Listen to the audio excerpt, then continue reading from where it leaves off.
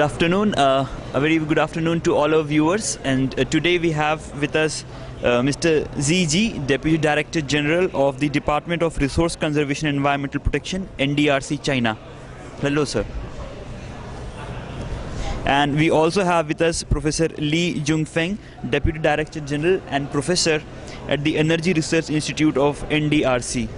A very welcome to both of you. Okay. So, sir, we have heard a lot about energy conservation in China and energy efficiency steps which are being taken. Can you give us a brief background about the energy conservation policies that China is pursuing? 这个首先，中国政府呢是通过制定一个节能的法律。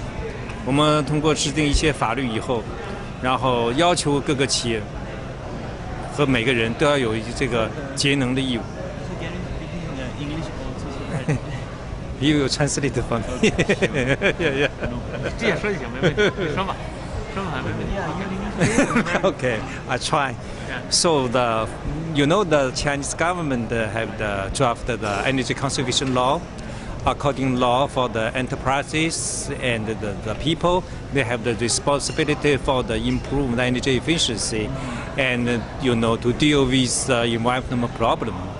And then also, we make some energy efficiency standard for the industrial area, for the building, and for the transportation. According to this standard, then every enterprises and company, they have the responsibility to improve their products and to achieve this the standard. And then also the government have draft some incentive policy. That means that we have maybe offer the subsidy to the energy efficiency investment. So that encourages the enterprises then to improve the energy efficiency. The energy efficiency is, I think, is the good things for the energy for the company, because they can get the benefit from the lower cost of the energy. So I think they have the responsibility as well. They are and to improve energy efficiency. That's mean to win for the for the company, for the manufacturing. Okay, thanks for that answer, sir. There's another question which is there. There was talks about banning two of the worst performing sectors and also banning the exports of carbon intensive goods. Can you elaborate a bit upon it? Are these just rumors or there is something behind them? Pardon, I didn't catch out the meaning. The two most carbon intensive products, there were talks of banning the exports of such kind of products, or also of removing some of the non-performing coal-fired power plants also. So can you speak a bit about that? Yeah, for the energy intensive products, this is the area for the government to pay attention and to improve that, And we also think of that and how to improve the energy efficiency. And also we like to change the economical structure, and also we call the industrial structure. That means we like to encourage some institute or some company, they can develop some the high efficiency products instead of the intensive products. That is a very important guideline for the next couple of years.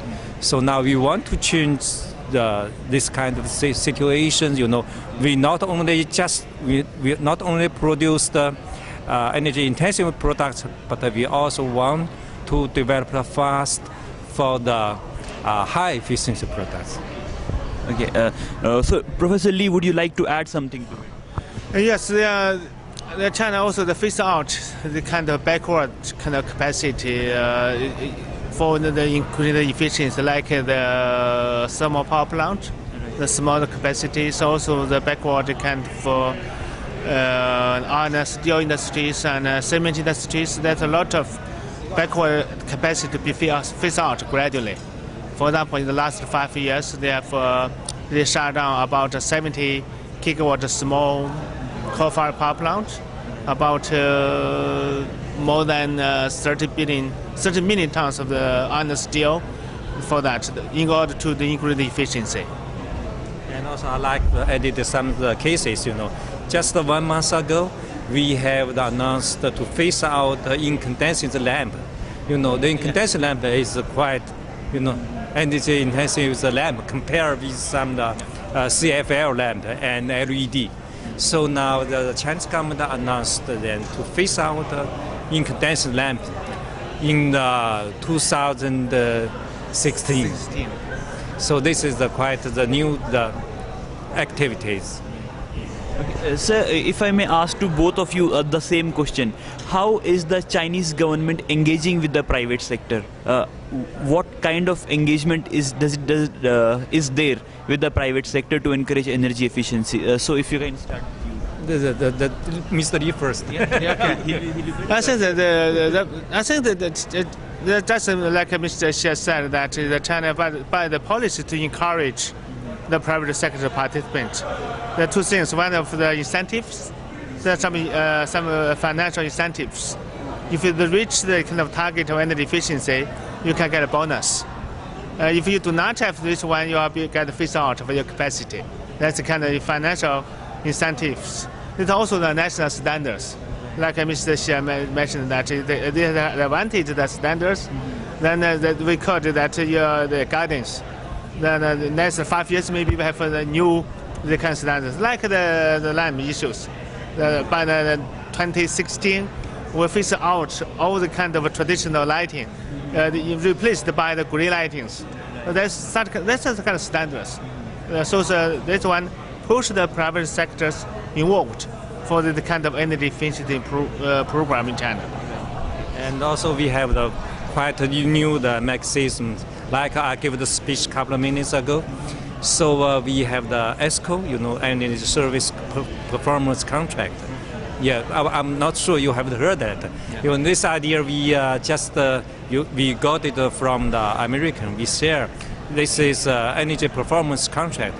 That means this kind of the service, energy service company, they offer the investment and offer the technical support to the middle and small size enterprises, especially for private, because private sector is normally small, and they have no money to invest. They lack it of the technical support.